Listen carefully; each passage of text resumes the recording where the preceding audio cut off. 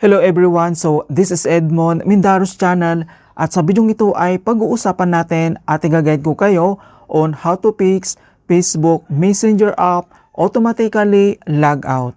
So nakaka-experience ka ba ng Facebook Messenger app or mismo sa ating Facebook app yung automatically nag-log out at kapag nag-login ka, ang lumalabas sa ating mobile screen ay something went wrong or error login. So, i-guide kita yung pinakasimpleng pwede natin gawin para ma-resolve yung error.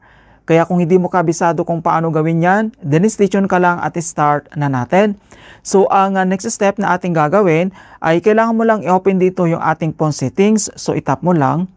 And then dito lang sa ating phone settings. So, kailangan mo lang mag-scroll down. And then kailangan mo lang hanapin dito yung apps.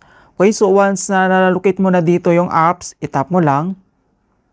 And then, dito lang sa ating apps, and then kailangan mo ulit mag-scroll down, and then ilocate lang natin dito yung ating Messenger. At once na-locate mo na dito yung Facebook Messenger, and then kailangan mo lang yan itap. Ayan, so makikita mo naman dito yung app info and then Messenger. So, under lang dito sa kanyang privacy, kailangan mo ulit mag-scroll down, and then dito lang sa kanyang storage, kailangan mo lang yan i-click. So, dito lang sa storage, dito lang sa baba, kailangan mo lang itap dito or i-select mo lang dito yung clear cache. So, i-click mo lang. Ayan, so makikita mo naman dito na clear cache na natin. And then, kailangan mo ulit ditong mag-restart ng iyong device. Ayan, so restart mo lang. So, once nagkakaroon pa rin ng error, so ang kailangan mong gawin ay kailangan mo ulit itong i-clear data. So, same procedure, open mo lang dito yung phone settings. Kailangan mo lang hanapin dito yung apps. Ayan, and then i-click mo lang. And then, kailangan mo ulit i-locate dito yung Messenger. And then, once na-locate mo na yung Messenger dito, i-click mo lang. And kailangan mo ulit mag-scroll down. Dito lang sa left corner, hanapin mo lang dito yung storage, itap mo lang. At dito lang sa bottom left corner, makikita mo lang dito yung clear dito sa baba, itap mo lang yan. Ayan, so makikita mo naman dito yung kanyang notifications, and then itap mo lang dito yung delete.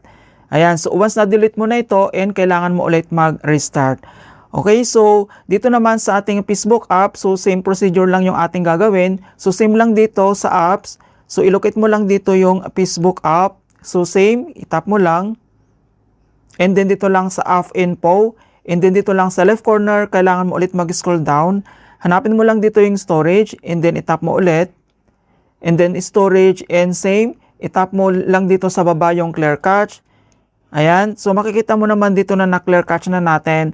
And then, dito naman sa bottom left corner, so kapag hindi pa rin okay, so nag-error pa rin, kailangan mo lang itap dito yung clear data. Ayan, so click mo lang dito yung delete. And then, kailangan mong mag-restart ng iyong device. And then, kailangan mo ulit itong mag-relogin.